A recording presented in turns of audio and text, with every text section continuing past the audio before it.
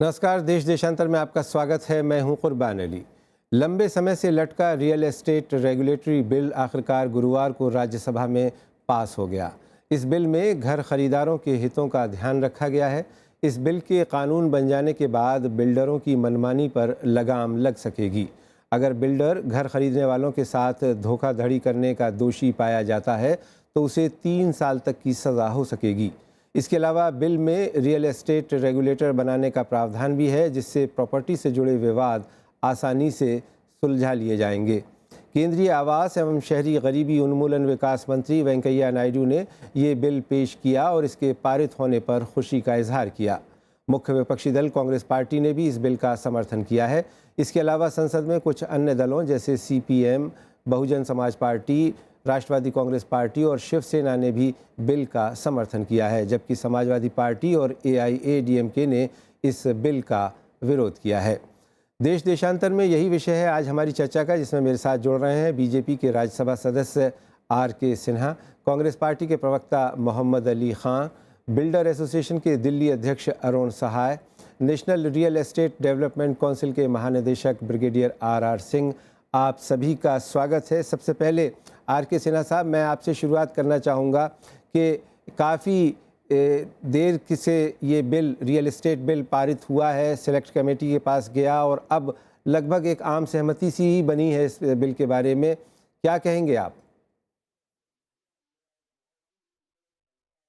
जी हाँ, ये आज बहुत ही सुखद क्षण था राज्यसभा में, जबकि लगभग सभी दलों ने एक स्वर से ये जो मकान के और फ्लैटों के खरीदार हैं, उपभोक्ता हैं, उनके हितों का ध्यान रखते हुए इस बिल को पारित करने में मदद किया।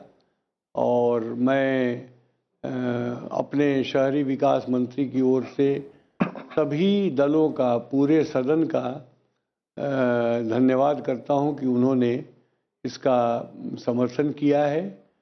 और इससे मैं समझता हूं कि बहुत ही ज़्यादा उपभोक्ताओं को राहत मिलेगी और कुछ ऐसे अनस्क्रूपुलस बिल्डर्स जो कि पूरी बिल्डर कम्युनिटी को बदनाम कर रहे थे अपने गलत धंधों से, उनसे निजात मिल सकेगा। ठीक है, मैं आता हूं आर.के. सिन्हा साहब आपके पास। इस वक्त हमारे साथ रियल एस्टेट डेवलपमेंट काउंसिल के महानिदेशक ब्रिगेडियर रिटायर्ड आर सिंह साहब भी हैं। आर सिंह साहब, आप किस रूप में देखते हैं इस बिल को जो आज राज्यसभा में पारित किया गया है?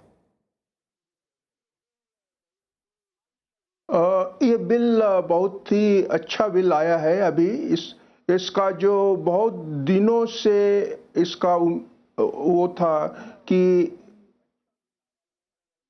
ये जी बिल जो लटका हुआ था राज्यसभा में, ये पारित हो गया है और इससे जो है सारे जो उपभोक्ता हैं उनको बहुत राहत मिलेगी और इससे जो एक ट्रांसपेरेंसी आएगी जो कि रियल एस्टेट बिजनेस में सारे जो डोमेस्टिक और नॉन डोमेस्टिक जो प्रॉपर्टीज हैं, सब इसके अंदर में आएंगी। और उसमें ये एक प्रावधान किया गया है कि डेवलपर और जो कि हमारे उपभोक्ता हैं, अगर किसी से कोई गलती होती है या कोई जो है किसी से कोई पेनाल्टी लगता है तो दोनों को एक ही तरीके से मापा जाएगा और दोनों को एक ही रेट ऑफ इंटरेस्ट दिया जाएगा। ठीक है। और सबको जो है इसको काम करने में समय सीमा, पैसा जो कि इकट्ठा होगा उसको एक स्पेशल अकाउंट में जमा किया जाएगा और इससे जो है सारे डेवलपर्स को, बट डेवलपर्स ये चाहते थे कि इसमें जो है ये 70% जो कि वो एक से जमा किया जा रहा है, प्रोबेबली ये थोड़ा सा ज़्यादा है, इसको थोड़ा कम होता तो ज़्यादा अच्छा रहता। उनको ये भी थोड़ी सी एक चिंता थी कि अगर जो कि हमारा जो अप्रूवल प्रोसीजर है उसको कुछ सिंप्लीफाई किया जाए जिससे कि प्रोजेक्ट्स जल्दी से सैंक्शन हो जाएं और समय उसमें कम लगे, इससे जो है रियल एस्टेट डेवलपमेंट में काफ़ी सहायता मिलता है। ये दो चीज़ें उसमें नहीं है, अन्यथा ये बिल जो है कंज्यूमर के पॉइंट ऑफ व्यू से बड़ा ही अच्छा है, बड़ा ट्रांसपेरेंट बिजनेस करने का एक तरीका है बना हुआ है और हम उसको स्वागत करते हैं। ठीक है, इस वक्त हमारे साथ कांग्रेस पार्टी के प्रवक्ता मोहम्मद अली खान साहब भी जुड़ गए हैं। मोहम्मद अली खान साहब, आज आपके नेता अजय माकन साहब ने काफ़ी इस बिल का श्रेय लेने की कोशिश की और कहा कि हम ही लाए थे, हमने ही पायलट किया था, फिर बाद में ये सेलेक्ट कमेटी में गया। तो क्या कहना चाहेंगे आप कि आज जो अब ये बिल पारित हुआ है, जिसका आप पूरी ज़ोर शोर के साथ समर्थन कर रहे हैं, अब आप संतुष्ट हैं, खुश हैं? देखिए, हम बहुत हद तक संतुष्ट तो हैं, क्योंकि जो इसका ढांचा था, जो ओरिजिनल फॉर्म था, वो कांग्रेस पार्टी ही लाई थी। इसमें तो कोई दो राय हो ही नहीं सकती कि जो इसके प्रावधान है, जिसकी आज प्रशंसा हो रही है, वो सब कांग्रेस पार्टी के बनाए हुए, यूपीए सरकार के बनाए हुए थे। मैं ये जरूर कहूंगा कि देखिए, इस कानून की जरूरत थी और इसी बात को मद्देनजर रखते हुए इस कानून को पारित कराया गया अपर हाउस में आज। और एक और बात पे आप गौर करिए, ये देखिए कि कांग्रेस ने कितना समर्थन दिया इस कानून को पारित कराने में और कितना अहम किरदार निभाया है इसको सिलेक्ट कमेटी में, स्टैंडिंग कमेटी में, और इसे आज इस मुकाम पे लाने के लिए। ये दिखाता है कि देखिए, हम लोग हमेशा से कहते हैं कि जो मिडिल क्लास है और जो मुद्दे हैं जो मिडिल क्लास और लोअर मिडिल क्लास को इफेक्ट करते हैं, उन्हें आप अहमियत दीजिए, उन्हें आप प्राथमिकता दीजिए और हम आपके साथ हैं। और हम चाहते हैं कि देखिए, ये एक इशू ऐसा बन गया था रियल एस्टेट वाला, जो है कि बिल्डर्स वादे करते थे लोगों से, उनसे पैसे ले लेते थे, लोग अपनी जिंदगी की सेविंग्स उनके साथ जमा कर दिया करते थे और ये लोग गायब हो जाया करते थे। ये रियल एस्टेट रेगुलेटर की तो बहुत अहम जरूरत है और हमें खुशी है कि एक कदम आगे लिया गया है इसे हकीकत में बदलने के लिए। ठीक है, तो लेकिन हम तो इसकी प्रशंसा करते हैं और सब पूरा समर्थन भी देते हैं। लेकिन अभी आपने आर सिंह साहब को सुना, वो अपनी दो चिंताएं व्यक्त कर रहे थे कि एक तो ये जो कहा गया है कि इस पैसे को जो लिया जाएगा कंज्यूमर से, ग्राहक से, उसको एस्क्रो अमाउंट में रखना पड़ेगा और जो कंस्ट्रक्शन कॉस्ट की 70% राशि होती है और 30% का ही इस्तेमाल बिल्डर्स कर सकेंगे। इसे लेकर के कुछ चिंताएं हैं, इस बारे में कुछ कहना चाहेंगे? जी, मगर एक और उसमें प्रावधान है। हालांकि मेरी व्यक्तिगत राय, और हमने जब शुरुआत में ड्राफ्ट किया था, हमारी राय ये थी कि 70% जो तुम उठाते हो वो तुम्हें प्रोजेक्ट में लगाना ही लगाना है। मगर अब इन्होंने ये प्रावधान किया है कि राज्य सरकार, जो स्टेट गवर्नमेंट है, राज्य सरकार, वो लोग जो है चाहे तो इसे और भी लोअर कर सकते हैं, 70% को 60 कर सकते हैं, 50 कर सकते हैं। अभी इस पे हमारी कोई राय नहीं है, शायद ये अब्यूज हो, शायद ये फायदेमंद हो, हमें देखना पड़ेगा अलग अलग स्टेट्स, राज्य सरकारें इसका कैसे क्रियान्वयन करते हैं। ठीक है, मैं आता हूँ आपके पास में, रहिए आप हमारे साथ। अरुण सहाय साहब, आप ऑल इंडिया बिल्डर एसोसिएशन के दिल्ली राज्य अध्यक्ष हैं। आप इस बिल को जो राज्यसभा में पारित किया गया, किस रूप में देखते हैं और क्या आपके मन में भी कोई शंका, कोई आशंका है इस मामले को लेकर? देखिए, राज्यसभा में ये पारित बिल सराहनीय है और हम लोग राज्यसभा मेंबर्स का धन्यवाद करते हैं कि कम से कम इस मुद्दे के ऊपर, इस बिल के ऊपर तो सारे संगठन, सारे पार्टीज इकट्ठी हुई लगभग, और जो आपस में एक मतभेद चल रहा था काफ़ी समय से, तो आगे आने वाले समय में भी, आगे सेशन में भी और बिल्स भी पास हों, ऐसी हम लोगों की कामना है। और हम चाहते हैं कि बिल्डर्स कम्युनिटी की तरफ से एक, जो आप बिल्डर्स भी ये चाहते थे, बिल्डर्स की तरफ से भी एक रेगुलेटरी बॉडी के लिए पहले भी रिक्वेस्ट की गई थी। अब उसमें कुछ मुद्दे जो बिल्डर्स से रिलेटेड थे वो इसमें नहीं कवर हुए या उनकी चिंता का विषय अभी भी हैं। वो इम्प्लीमेंटेशन में जब भी कोई बिल आता है तो उसमें हमेशा मैं मानता हूँ कि कुछ ना कुछ amendment with time, with experience होती है। तो वो यदि कहीं चिंता जो हम लोगों की है, जो अभी शायद एड्रेस नहीं हुई, पर आने वाले समय में यदि वो सरकार भी फील करती है कि वो जेन्युइन है, तो उनमें ज़रूर अमेंडमेंट लाई जानी आवश्यकता रहेगी। पहला, सबसे पहले वो जो 70% की अभी आपने बात करी, 70% कंस्ट्रक्शन कॉस्ट की बात कर रहे हैं हम लोग।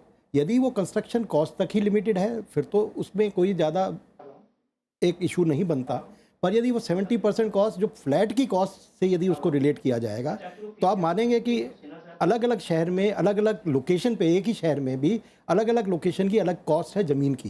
कंस्ट्रक्शन कॉस्ट तो बाय एंड लार्ज एक बहुत ज़्यादा वेरी नहीं करती फ्रॉम सिटी टू सिटी। अब मुंबई में यदि कहीं नरीमन पॉइंट पे कोई लैंड है तो उसकी कॉस्ट कहीं अलग है, फ्लैट की कॉस्ट बिकने में अलग रहेगी। और यदि टियर 2, टियर 3 सिटीज़ में हम आ जाएं तो वहाँ पर कॉस्ट अलग हो जाती है। लैंड FSI जो मानते हैं हम लोग, वो कंस्ट्रक्शन कॉस्ट से कम रहती है, पर और जगह पे कहीं कई गुनी होती है। ठीक। दिल्ली में भी जैसे अब आपने देखा है ABCDE कैटेगरीज में जो कॉलोनीज़ का एक किया गया है, वो इसी कारण से किया गया है, ज़मीन की कॉस्ट क्या है। तो ये क्लैरिटी वहाँ पर लानी ज़रूरी है कि जब हम 70% बात करते हैं तो उस पर लैंड कॉस्ट को हम क्या अलग से रखेंगे। मोहम्मद अली साहब, अभी आपने सुना अरुण सहाय साहब को, इस बारे में कुछ कहना चाहेंगे, कुछ स्पष्टीकरण देना चाहेंगे, क्योंकि आप ड्राफ्टिंग में शामिल रहे हैं इस बिल की। देखिए, इस पे काफी विचार हुआ था और स्टैंडिंग कमेटी ने इस इशू को एड्रेस भी किया था कि 70% क्या एक सही बैलेंस है, क्या बीच में हम लकीर ड्रॉ कर रहे हैं। इस पे काफी चर्चा हो चुका है और मुझे लगता है, देखिए, लैंड कॉस्ट तो फ्लक्चुएट करती है और ये एक एंडलेस डिबेट है। आप बोलें कि आज लैंड कॉस्ट जो है 70% में शामिल है, बहुत बढ़िया। कल आप बोलेंगे अरे 70% तो कम पड़ रहा है, उसमें लैंड कॉस्ट और बढ़ गई है बिकॉज ऑफ फैक्टर्स के आसपास डेवलपमेंट हो गया है या लैंड यूज चेंज हो गया, उसके बाद वैल्यू बढ़ती ही है। तो ये तो एक, जिसे कहेंगे, एक नेवर एंडिंग डिबेट है। आप चाहें तो आप और मैं इस पे रात भर चर्चा कर सकते हैं कि भैया इसमें लैंड कॉस्ट इंक्लूड हो या ना हो, मगर जो ये 70% का फिगर है, मुझे लगता है बिल्कुल ठीक है। बहुत सोच विचार के बाद इस पर अराइव किया गया। इस यूपीए सरकार और एनडीए सरकार दोनों ने इस बात पे कुछ हद तक सहमति बना के रखी है। स्टेट्स को भी आपने वो दे रखा है इंडिपेंडेंस, कि आप चाहें तो उसे कम कर दीजिए। मैं आपसे जैसे पहले बोल रहा था, हालांकि मैं पर्सनली उससे ज्यादा खुश नहीं हूं, मगर स्टेट्स को फ्रीडम दे रखी है। तो आप जो है, मुझे लगता है ये अच्छा फिगर है। इस पे ज्यादा, और जैसे आप इसका इम्प्लीमेंटेशन करेंगे आपको पता लगता रहेगा कि कैसे इसमें आपको क्या अमेंडमेंट लाने की जरूरत है। डिपेंड करेगा अलग अलग सिचुएशंस पे कैसे होता है। और ये सिर्फ बड़े प्रोजेक्ट्स को अप्लाई करते हैं, छोटे प्रोजेक्ट्स पे तो इसका असर ही नहीं है बिल का। जी। आर.के. सिन्हा साहब, अभी आपने सुना कई पक्षों को, और अभी आप इस बात का श्रेय ले रहे थे कि आपकी सरकार ने इस बिल को पारित कराया है जिससे राहत मिलेगी, लेकिन मैं उदाहरण के तौर पे एक खुद अपने आप भुक्तभोगी हूँ। मैंने एक फ्लैट बुक कराया था जो मुझे 3 साल पहले मिल जाना चाहिए था, लेकिन अभी तक नहीं मिला है, और बिल्डर मेरे ऊपर लगातार पेनल्टी के नोटिस भेज रहा है, और मुझे अभी पता नहीं है कि वो फ्लैट जो जिसमें मैंने अपनी ज़िंदगी भर की पूंजी लगा दी वो कब मिलेगा। तो क्या ऐसा कुछ प्रावधान इस बिल में किया जाएगा जिससे हम जैसे लोगों को राहत मिल सके और हम बिल्डर के रहमो करम पे ना रहें?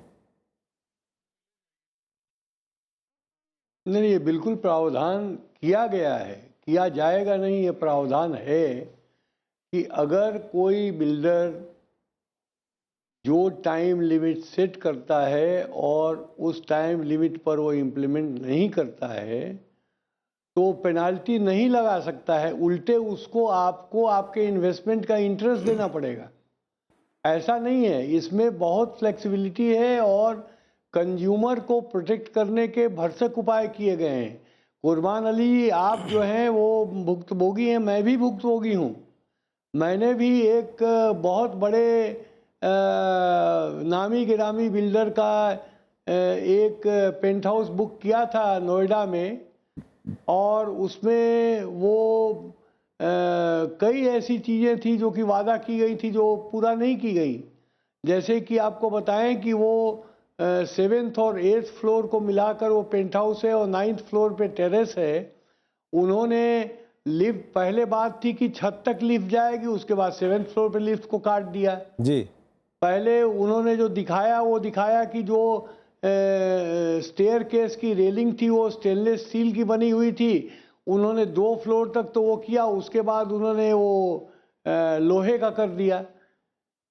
टाइल्स कुछ दिखाया था, कुछ कर दिया। बाथरूम फिटिंग्स कुछ दिखाई थी, कुछ कर दी। ठीक है। तो ये तो करते हैं। तो ये जो वादा खिलाफी है, इसको काफी इस बिल में एड्रेस किया गया है कि ऐसा काम कोई न कर सके।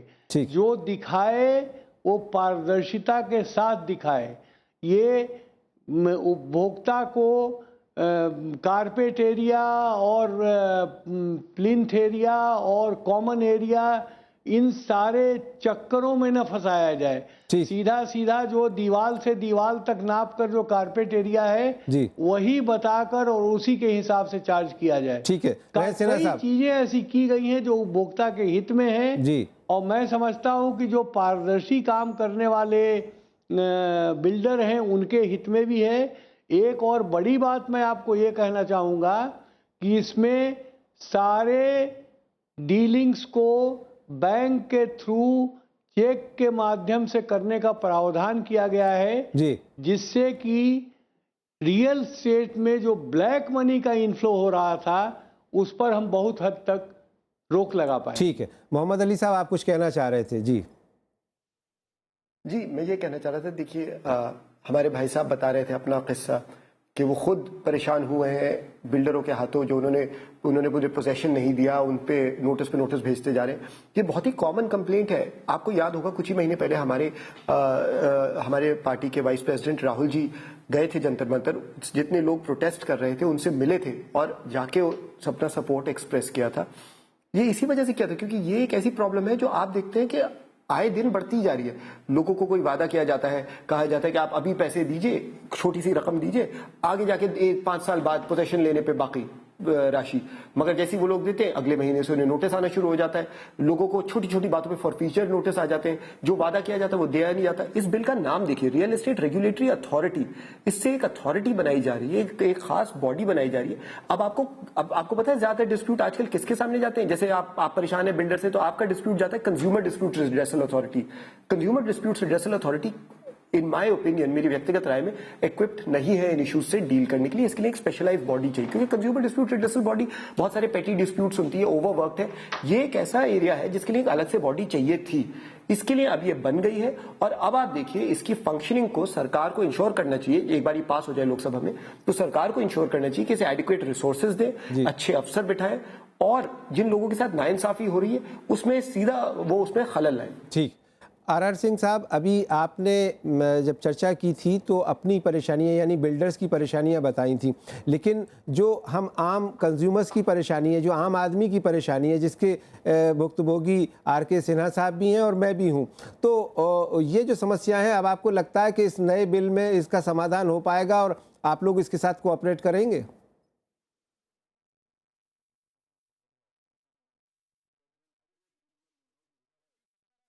सिंह साहब सुन पा रहे हैं आप मुझे? लगता है सिंह साहब सुन रहे हैं, आपका ऑडियो थोड़ा खराब है लेकिन थोड़ा, हाँ बोले जी। अभी जो चर्चा हम लोग यहाँ कर रहे हैं कि इस बिल के बाद क्या आम आदमी को वाकई कुछ राहत मिलेगी, जो परेशान होता रहता है बिल्डर से, रियल एस्टेट डेवलपर से? मेरे को बहुत उम्मीद है साहब कि इस बिल की वजह से उपभोक्ता को बहुत राहत मिलेगी, इसमें कोई शक नहीं। अगर ट्रूली स्पीकिंग आप ये कहें तो ये बिल जो है वो जो है कंज्यूमर फ्रेंडली बिल है। इससे जो है एक ट्रांसपेरेंसी आएगी रियल एस्टेट बिजनेस में और अच्छी तरह से बिजनेस चलेगा। इसमें लॉन्ग रन में उपभोक्ता और डेवलपर दोनों को फायदा है हमारे समझ से, क्योंकि थोड़े टाइम तक इसको सेट होने में थोड़ा कुछ परेशानियां हो सकती हैं, लेकिन लॉन्ग रन में हमारे को लगता है कि इस बिल से जितने भी स्टेक होल्डर्स हैं सबको फायदा होगा।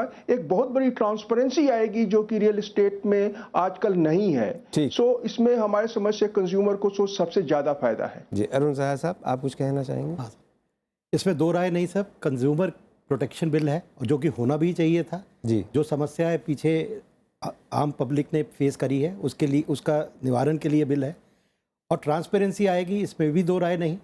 पर हम लोगों की चिंता का विषय एक है कि डेवलपर बिल्डर जिस टाइम प्रोजेक्ट एक लॉन्च करता है उसमें अप्रूवल बहुत चाहिए होती हैं और अप्रूविंग अथॉरिटीज़ बढ़ती जा रही हैं। हम देखते हैं कि एनवायरनमेंट क्लियरेंस है, बिसाइड्स पहले तो सिर्फ नक्शे ही पास होते थे, अब कई अथॉरिटीज़ लोकल बॉडीज़ हैं उनसे अप्रूवल है, फिर जितना बड़ा प्रोजेक्ट उसके लिए स्टेट या सेंट्रल लेवल पे भी एनवायरनमेंट क्लियरेंसेस हैं। तो जितनी अप्रूवल्स में डिले है ये भी कहीं ना कहीं इस समक्ष आनी चाहिए कि या तो सिंगल विंडो सिस्टम आए, सिंगल विंडो सिस्टम में वहीं सारी अप्रूवल्स आएँ जिससे कि कम से कम समय लगे, जो कंज्यूमर का पैसा है वो भी जल्द से जल्द कंस्ट्रक्शन में उपयोग में आए और पेनल्टीज़ और डिलेज का क्वेश्चन ही ना उठे और कंस्ट्रक्शन का पीरियड हमेशा एक रियलिस्टिक पीरियड लेके चला जाए, जो कि शायद कोई अथॉरिटी ही डिसाइड करे कि 2 साल 2.5 साल जितना होना चाहिए। पर अप्रूवल्स के लिए जो समय है वो कैसे कम किया जाए, वहाँ पर कैसे ट्रांसपेरेंसी आए, वो एक बहुत ज़रूरी है। ठीक है, एक छोटा सा एक मेरा और विषय है जी जो मैं आप सभी की नोटिस में लाना चाहूँगा।